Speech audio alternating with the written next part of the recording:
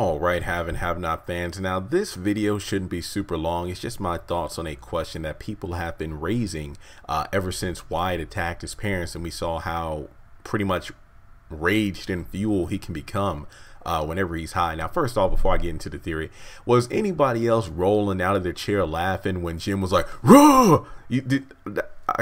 I can't do a loud roar right now because this is video number 15 that I'm recording. I've been recording videos since 7 a.m. I've just been, is anybody else the kind of person where you have, like, you write out a to-do list of stuff to do, and even though it's like, okay, I got everything I need to do on paper, but then you get over anxious because you just want to cross everything off so quickly. So this is going to be my last video I'm recording today, because I've recorded like over a dozen. I need to rest my voice. I better just stop while I'm ahead. But I had to address this subject because a lot of people, and also when Jim did that roar, I instantly thought about Morris Day from The Time doing the bird. It's like, what time is it? And then he does the, call and whatnot. That was pretty funny. But that's besides the point. People have been saying, oh my God, you saw how Wyatt was, right, attacking his parents when he was high. What if he killed Amanda? I don't think he did it. I literally do not. Unless Tyler Perry gives us a flashback to that night, I don't think we're ever going to know exactly what happened unless we're told what happened. But the way season 3 opened up, the gun went off. Then Wyatt woke up. He got up, walked around the house, saw what was going on. Well, I mean, he saw that Amanda's door was open, and we saw the back of her head, covered with hair, and then he closed the door. Then he went to see his mom, checked in on her, then he went downstairs, saw the front door had a crack in it, found Jim's phone, closed the door, went to I think it was like Jim's office, his study, sat down, got something to drink, and then he pretty much passed out on the chair and was, reading through all the text messages.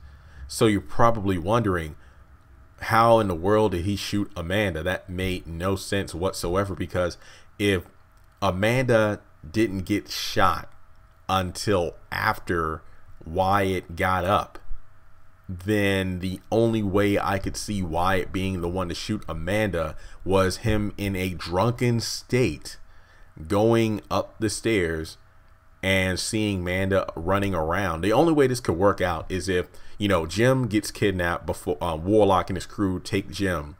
This happens before Wyatt gets up and finds the phone. Obviously, we know this to be true because there's no way that Wyatt would have found the front door cracked open and the phone on the front stoop unless Jim had already been taken. So Jim is out of the equation. Jim is gone.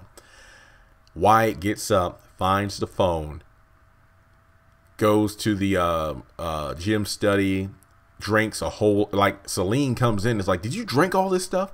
And so basically, in a drunken stupor, Wyatt goes up the stairs, and he's enraged because, he looks through all the text messages, sees that Celine, Candace, some of his tutors when he was a kid were one of, just one of Jim's many escapades, even though he was married.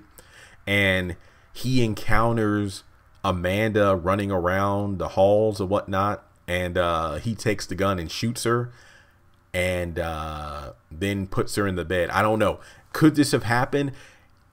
Tyler Perry would have to break it down just like I did and put more information in it to make it believable.